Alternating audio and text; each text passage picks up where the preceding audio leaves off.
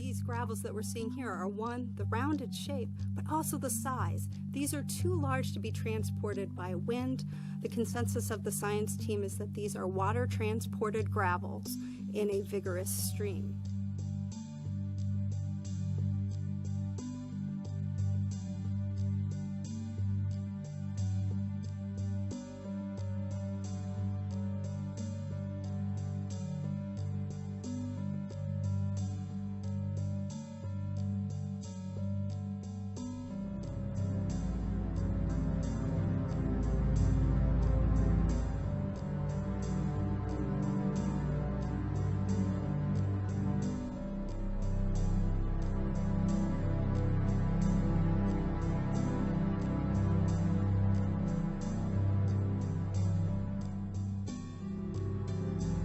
When we looked at the layer with our high-resolution Mastcam camera, we found that it was comprised of sand grains and small pebbles that had become cemented to form a hard layer.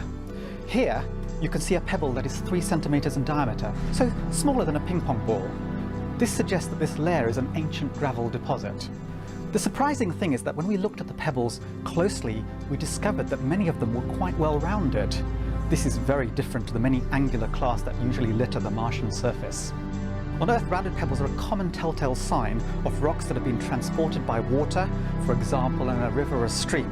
As water flows over a riverbed, if the flow strength is great enough, the pebbles are lifted up into the flow or rolled along the riverbed, and they become pounded and battered against each other, and this causes them to become rounded through time.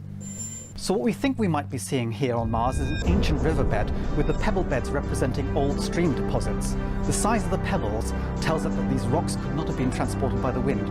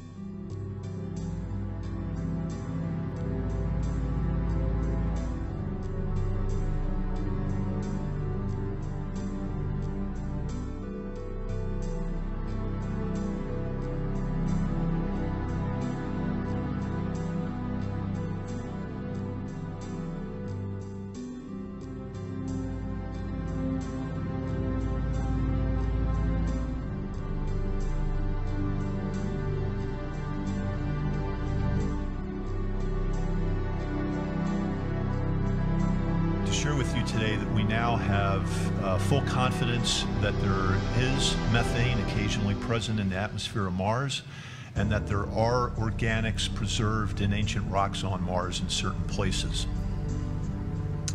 This is important.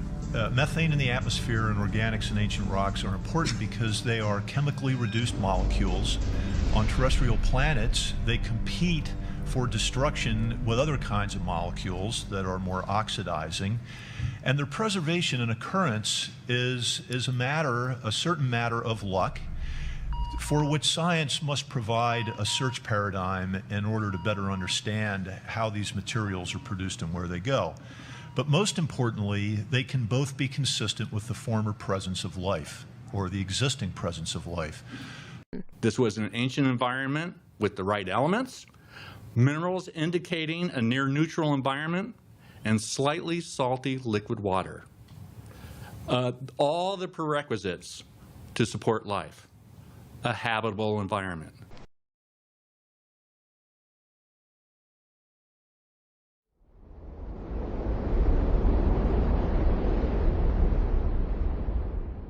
I think we have found a habitable environment that is so benign and supportive of life that probably if this water was around and you had been on the planet, you would have been able to drink it.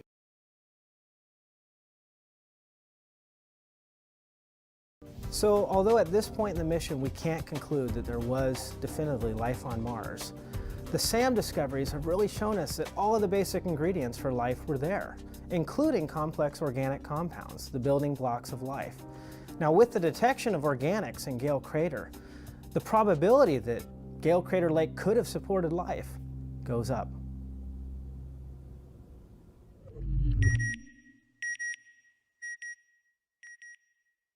Mars is very Earth-like, or at least used to be very Earth-like. It is a planet, sister planet to Earth. It is the most likely planet in our solar system that had life at one time, may have life now, and we feel definitely can sustain life. So that's the reason we chose it. It's definitely one about survival of the species, if you will. You know, the more we can expand humanity across the solar system, the more we're going to understand.